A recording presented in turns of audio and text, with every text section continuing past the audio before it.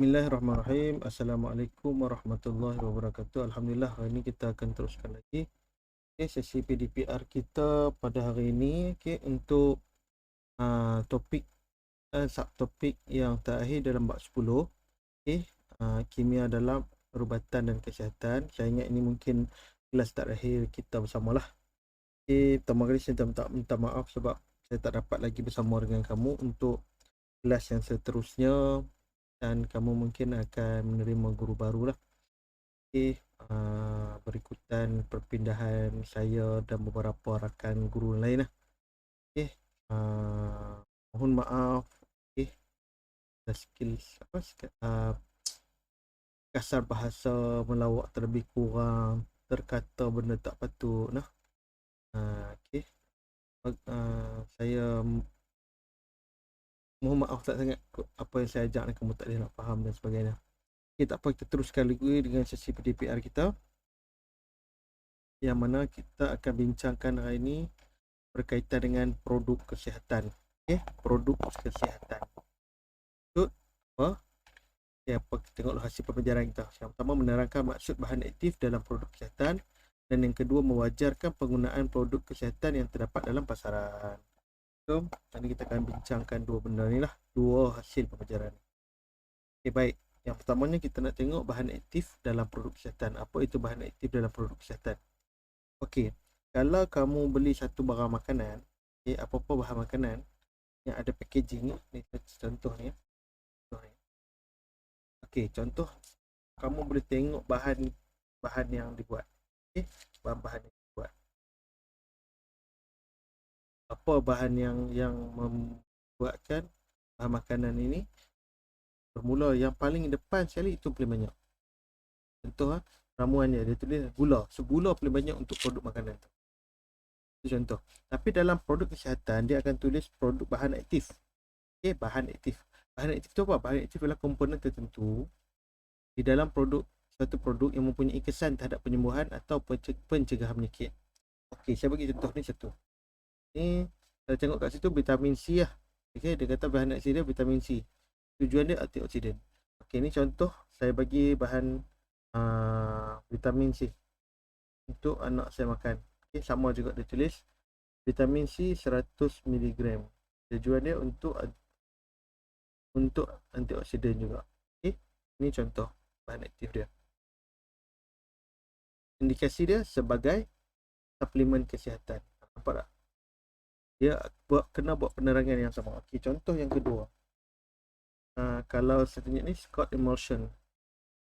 Tak nampak Scott Emulsion. Scott Emulsion ni guna dia untuk, nampak dia tak boleh lah.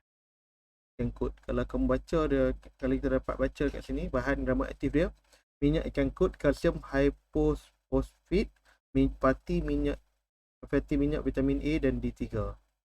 Dia punya produk ni adalah sebagai suplemen kesihatan. Dia adalah kat sini jangan makan berlebihan, jangan bagi bawah tahun. Ada orang yang tak boleh makan.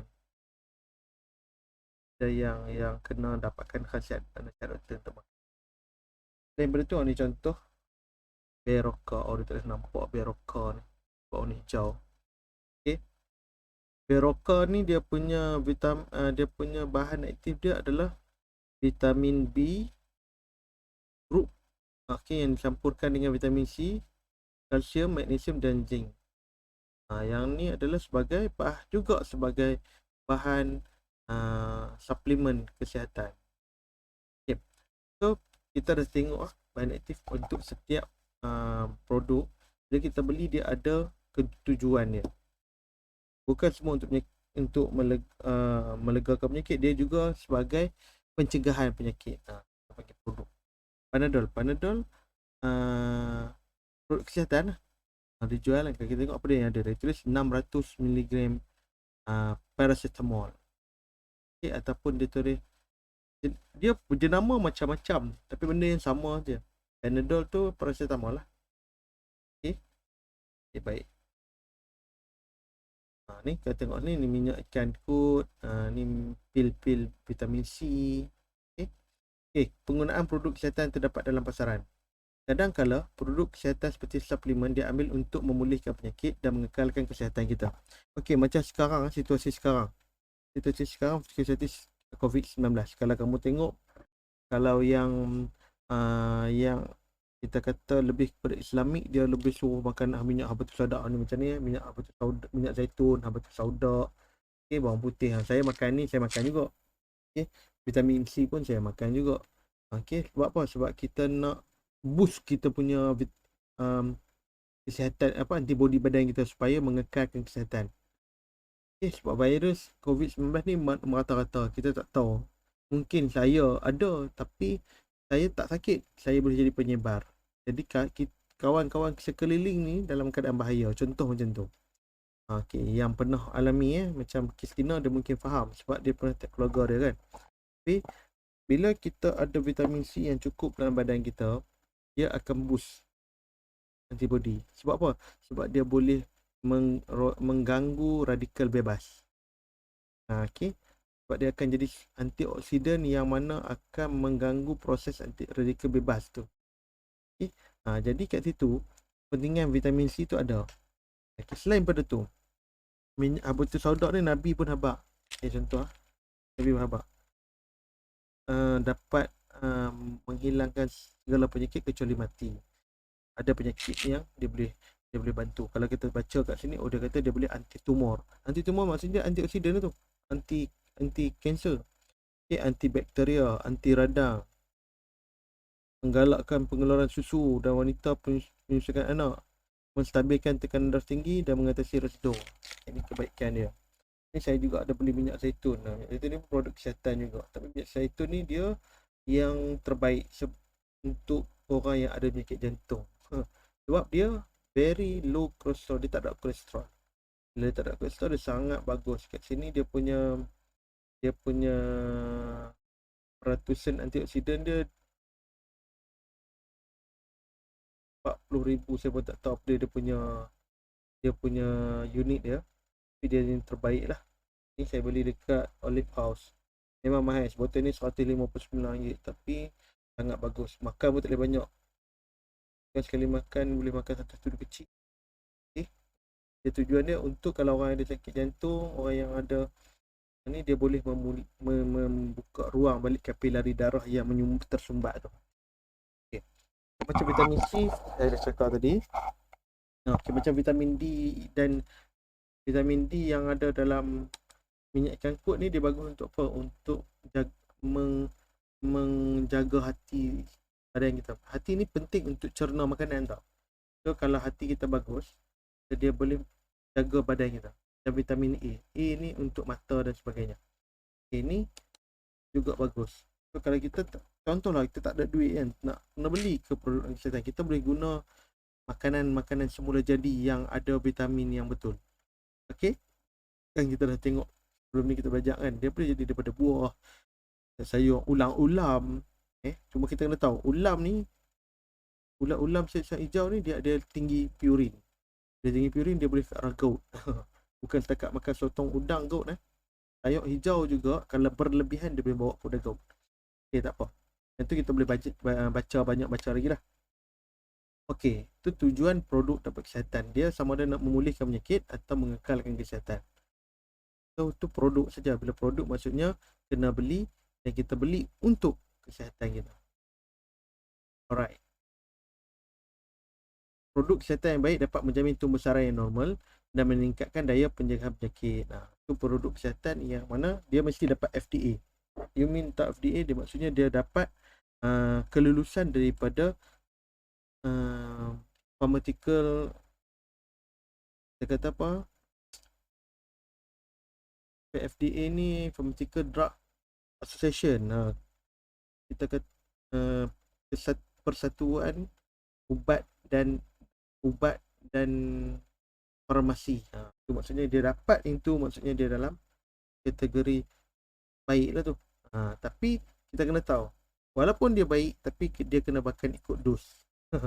Kalau makan ikut dos, dia akan jadi masalah. Vitamin C kalau ambil berlebihan, bagi lelaki dia akan mematikan sperma. So dia boleh menyebabkan mandul.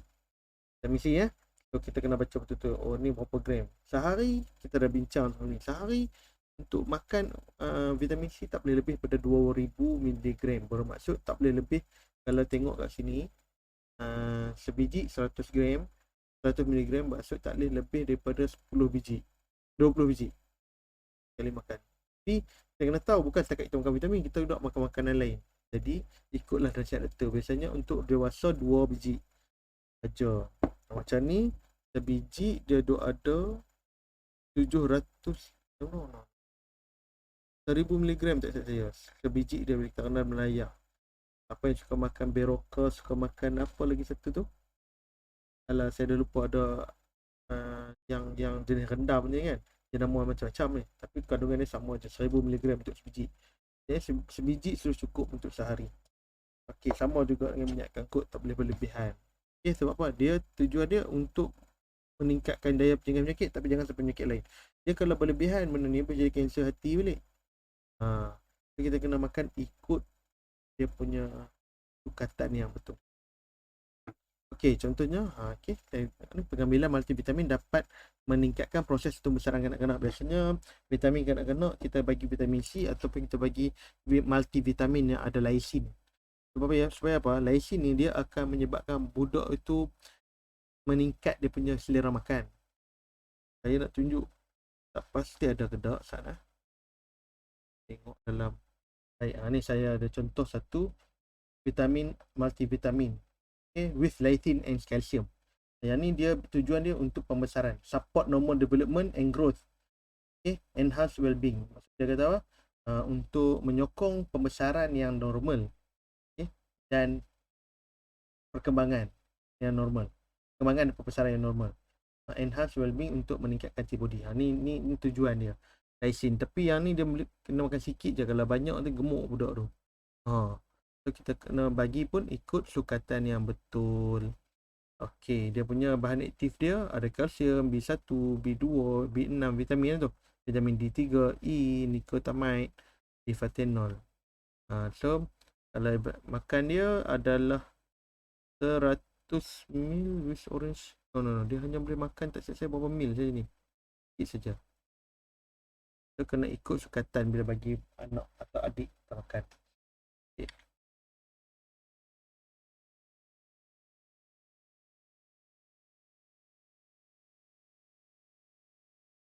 Okey, gaya hidup masyarakat kini yang sibuk bekerja dan tidak mengamalkan pemakanan seimbang menyebabkan produk kesihatan menjadi keperluan demi menjamin kesihatan. Okey, sebab apa ramai orang beli produk daripada makan. Sebab orang dulu dia tak kalut nak makan vitamin ni. Sebab orang dulu dia makan dah cukup. Okay, dalam ikan ada protein, ada vitamin dia. Dalam lobak ada vitamin A, D, E, K dah. Dalam minyak sawit ada vitamin A dan D. Dalam segala pemakanan yang kita makan sebenarnya dah cukup. Tapi bila kita makan, tak betul. Bila kita sibuk dengan kerja, kita makan pun kononnya nak diet lah, makan takut nak makan nasi, nak makan. Jadi dia memilih untuk beli bahan produk kesihatan. Itu sebab saya kata yang terbaik adalah semula jadi. Tapi disebabkan gaya hidup kita yang sibuk, dan kita pun tak jaga sangat makan, itulah yang kita pilih untuk makan produk-produk kesihatan ni. Bagus ke? Ya, bagus sebagai pengganti, tapi bukanlah terbaik. Itu saya cakap, bukan terbaik. Yang terbaik adalah kita makan daripada sumber semula jadi, bebas daripada bahan kimia. Sebab bila ada benda macam ni, dia sebenarnya dia ada bahan kimia. Dia tujuan untuk mengawet, tujuan untuk mewarna, tujuan untuk perasa. Itu kamu akan belajar dalam bab kita 5 tak silap saya, nutrisi kan, makanan. Jadi makanan-makanan ni perlu tak perlu bagi saya?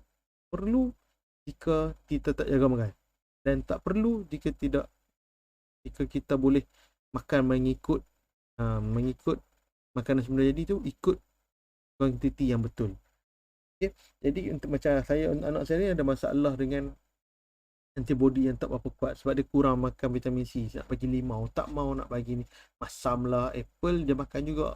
Jadi cara yang terbaik, saya cuba bagi dia vitamin C yang cukup satu hari sebiji saja. Walaupun suggested dia 2 kali 1 hingga 3 biji sehari. Dia tak berapa saja banyak-banyak, sebiji sehari cukup. Supaya dia dah ada kita kata antibody yang ini bantu dengan pemakanan vitamin. Okay.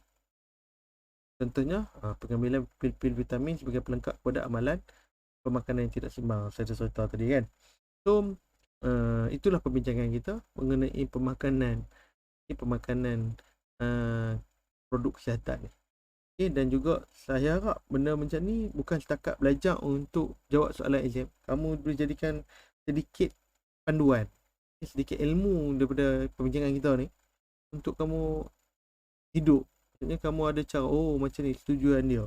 Apa tujuan untuk makan? Bukan kita beli saja. Tu wajar tak? Soalan saya wajar tak? Kalau kita kata wajar, apa sebab wajar kita guna produk kesihatan? Macam kau jangan beli benda timbang kilo. Tak timbang kilo. Tak tahu apa-apa jenama, bukan jenama, saya rasa sekarang banyak lah produk-produk pemakanan yang dibuat sekarang. Dan kita tak tahu pun iklannya tak dapat pun kelulusan daripada FDA. Bila tak dapat, maksudnya dia pun tak masuk makmal produk tu. Produk tu dia beli timbang kilo, beli banyak, dia bubuh botol kembali jual kat kita saja. Banyak sangat produk macam tu. Bila produk untuk apa masalah dia, kesan akan letak dalam rosak buah pinggang. Sebab dia tak ada dos yang sebenar. Dia buat produk macam-macam, kita pun beli produk macam mana boleh masuk dalam pasaran. Saya cukup takut nak beli macam tu. So kalau kamu nak secara semula jadi minyak zaitun yang terbaik, belilah biji apa tu soda. Tu antara antioksidan yang terbaik lah. So, kalau kata vitamin, bolehlah tambah vitamin C dan sebagainya. Tapi kalau nak jaga yang lebih baik, belilah buah limau langkat pun boleh, limau mandarin pun okey. Cuma yang tu pun dia ada terlibat jugalah bila dia import daripada negara luar ni, dia adalah pengawet dia. Okey, makan dia limau kasturi itu cukup untuk vitamin C. Limau kasturi adalah terbaik antara keluarga limau kasturi adalah yang terbaik untuk vitamin C. Kajian daripada Dr. Sari Rowi yang tu orang pakar limau, memang power pada limau. Kalau kamu rajin baca page dia memang seronok. So, kalau kita tengok makanan kat orang kita banyak lah yang boleh jadi suplemen yang baik. Daun kesum anti-inflammatory, dia anti radang bagi badan. Tapi tak boleh lebih dia ada masalah lain pula. Sayur daun ulam kat rumah itu sangat bagus. Tapi jangan lebih dia akan jadi masalah lain. Kita kena ikut makan sederhana. Ubat pun dia ada pil, ada dos dia. Makan yang kita makan untuk tambah kesihatan badan pun kena ikut dos yang sebenar. Sebab itulah kita ambil produk kesihatan bukanlah sebagai pemakanan utama, tapi sebagai suplemen. Maksud suplemen itu amalan pemakanan tambahan supaya badan kita lebih sihat. Okey, itu saja kot perbincangan kita. Saya minta maaf sekali lagi, mohon maaf sangat-sangat sebab tak dapat nak bantu kamu lagi untuk kelas seterusnya, insya-Allah. Kalau tak faham, still kita boleh tanya dalam grup. Kita tak buat keluar grup tu, nak tanya apa boleh tanya. Kalau saya nak buang grup pun tak apa, boleh tanya secara personal saya lepas ni, apa saja berkaitan dengan pelajaran kita mengenai sains. Jangan tanya sejarah ke apa, saya takut tersalah bagi ilmu lingkup ni. Sebenarnya kalau buat sains ni, insya-Allah saya cuba cari maklumat ataupun saya cuba bantu kamu untuk kamu dapat maklumat yang betul dan tepat lah. Okay. Mohon maaf terkasar bahasa, melukakan hati kamu, menyebabkan kamu rasa tak puas hati kat saya. Saya pun maafkan kamu, saya halalkan segala ilmu saya untuk kamu semua. Jadikanlah ilmu kita ni bukan sekadar untuk menjawab exam, tapi juga sebagai panduan hidup kita. Okay? Supaya kita boleh hidup dalam gaya hidup yang betul, seperti mana yang tenok. Okay? Supaya kita hidup dalam keadaan sihat.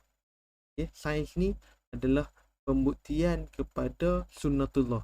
Allah jadikan satu benda tu ada hikmah dia, tapi mungkin kita tak nampak dari sudut macam tu. Kita belajar sains, sebab tu. So Allah bagi ni buat dah cantik, tapi kita nak faham, sains cuba memahamkan manusia. Dan sains bercakap mengenai fakta dan data. Dia tidak bercakap melalui teori dan juga falsafah. Tu sains punya konsep. Okay. Jumpa lagi pada kelas akan datang, insya-Allah. Mungkin kita jumpa pada kelas-kelas yang berkaitan dengan bengkel menjawab ke apa nanti, kita tak tahu. Doakan saya supaya saya terus sihat, okey, dan dapat menabur bakti pada anak bangsa walaupun bukan kepada kamu lagi, tapi saya boleh bantu juga kamu insya-Allah. Tak faham boleh tanya, boleh masuk channel saya untuk belajar 4 3 5 pun dah saya dah masukkan dah. Saya pun ajak 3 5 juga kan. So kalau terdepan kamu dah kelas macam bersemuka, buatlah yang terbaik supaya kamu bukan sekadar mendapat A bukan sekadar mendapat A dalam sains, tapi kamu juga dapat amalkan. Kamu boleh bagi maklumat-maklumat yang tepat pada keluarga kita, pada adik-beradik kita, supaya kita tak terpengaruh dengan iklan-iklan yang mengerut. Banyak iklan-iklan mengerut. Saya cukup tak setuju dengan iklan-iklan produk-produk timbang kilo ni. Okey, itu sajalah. Nanti latihan habiskan modul bab 10 ni lah. Yang tak buat lagi pada bab 1 Syahidat tu. Orang dah habis bincang tak ikut 11, pukul 12 pun dah nak bangun. Ni kelas pukul 12 20 ni, tak pukul 2 pun dah bangun. Boleh kata hoi itu je. Tak apa. Boleh tengok balik video-video yang sebelum ni untuk ulang kaji, dan juga latihan-latihan yang ada tu kamu simpan lah. Dia sebagai nota kepada kamu untuk study nanti. So itu saja daripada saya. InsyaAllah jumpa lagi. Assalamualaikum warahmatullahi wabarakatuh.